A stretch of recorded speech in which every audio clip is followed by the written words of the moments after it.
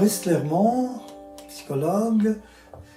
Je vais vous parler aujourd'hui de vibration et comment, si vous voulez, selon l'état dans lequel on est, on peut être en constriction ou en expansion.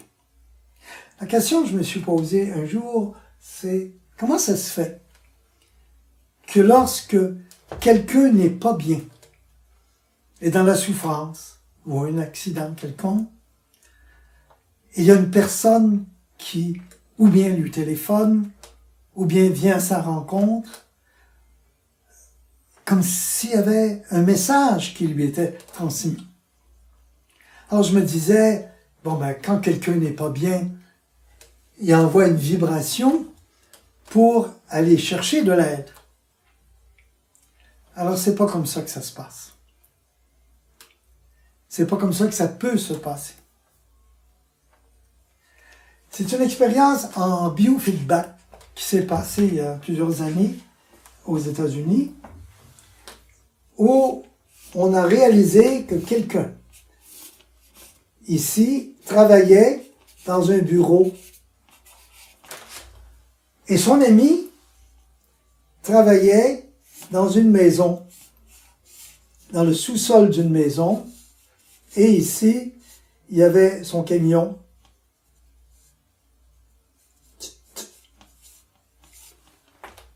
Comme tel. À 4h30 de l'après-midi, le monsieur qui est ici a un accident et est pris seul dans le sous-bassement de la maison. Son ami, lui, il demeure ici. Et le matin, il était parti au travail et sa journée était belle, sa famille était de bonne humeur, au travail ça a bien été, tout se passait bien.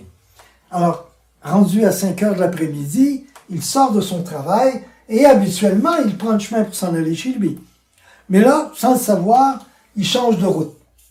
Ah, il dit, c'est pas grave, je vais faire le tour et je vais revenir à la maison.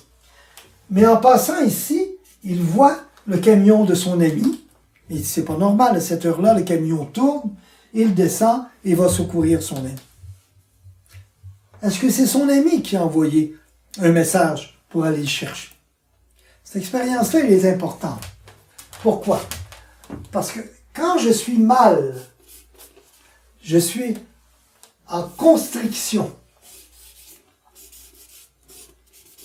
Je mets en marche mon système, si vous voulez, sympathique.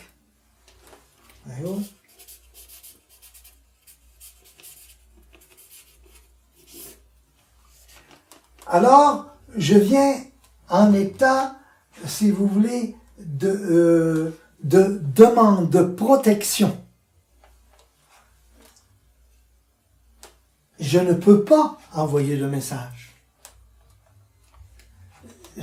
Tout mon système est pris à me défendre. Mon système neurologique est vraiment à envoyer tout ce qu'il faut à mon corps, à mon organisme, pour me sauver de la situation qui est là. Par contre, lorsque je suis bien, comme ici, je mets en activité mon système parasympathique.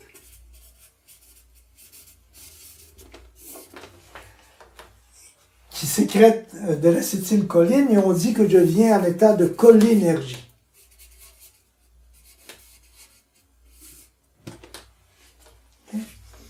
À ce moment-là, qu'est-ce qui arrive? C'est que je deviens en expansion au niveau énergétique.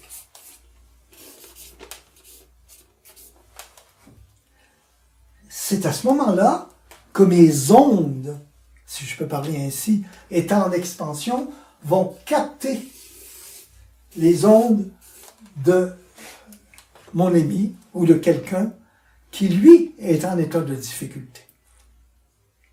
Il arrive souvent, par exemple, que vous ne savez pas pourquoi, vous prenez votre téléphone, vous pensez à quelqu'un, vous l'appelez, puis qui vous dit « Ah, mon Dieu, je suis donc content que tu m'appelles, ça ne va pas du tout. »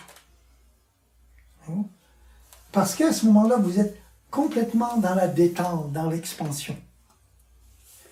Et quand vous êtes ici, dans l'état, si vous voulez, de votre système sympathique, c'est vous êtes en état d'adrénergie. Parce que vous dégagez de l'adrénaline, qui est nécessaire à votre système nerveux pour amener votre corps dans un système de défense.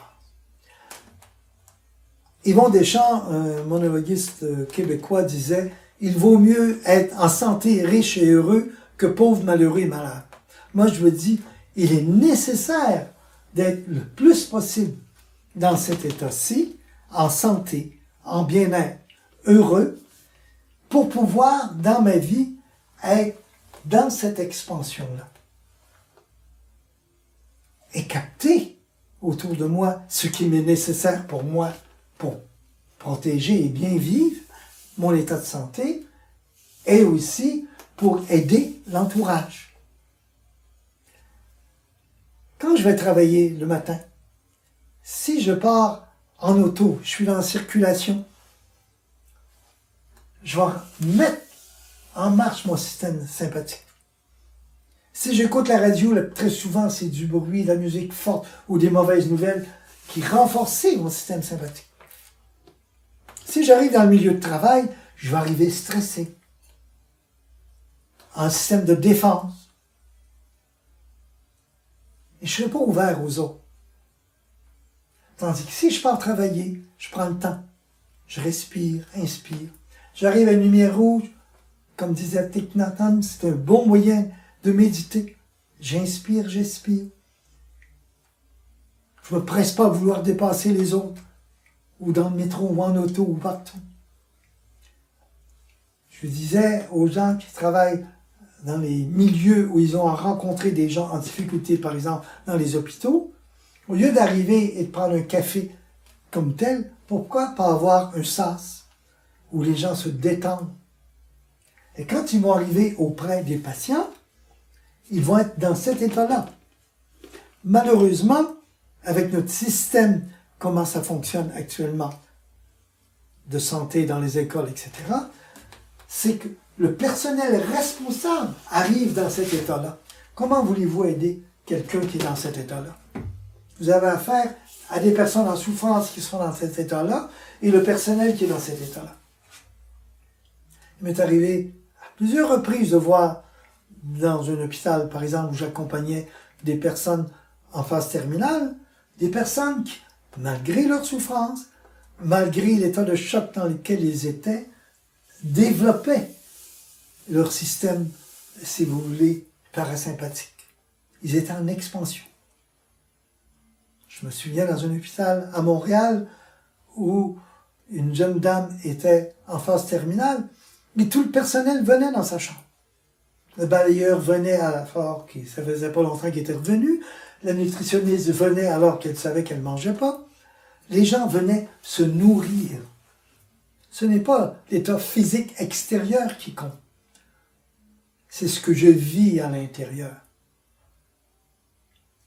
Il est important dans nos vies de se donner le temps, d'être le plus souvent possible en expansion, d'activer ce système-là, contact avec la nature, sourire, dire oui à ce qui est et accepter le passage vers un autre état. Ne pas rester prisonnier d'un état de mal-être. Je ne suis jamais totalement dans un état de mal-être. Il y a toujours une partie de moi qui peut me nourrir pour m'aider à sortir. Je suis fait de tellement de parties. Il faut choisir et se permettre le plus souvent possible d'être en cet état-là. Et laissez-moi employer un terme que les gens ont de la difficulté à accepter, mais vraiment rester dans cette vibration d'amour. Il n'y a pas d'autre mot. Amour pour soi, mais amour pour les autres. Amour pour la vie, amour pour la nature. Et si je voyage ainsi dans ma vie, en étant le moins souvent possible dans cet état-là, et quand je le suis, de le reconnaître, mais de savoir qu'il y a une partie de moi qui peut venir à ma rescousse, ou si c'est pas une partie de moi, je regarde autour. Il va toujours y avoir une main tendue pour venir m'aider. Il s'agit que j'accueille cette main-là. Et c'est ce que je vous souhaite d'accueillir. Votre amour et l'amour d'autrui.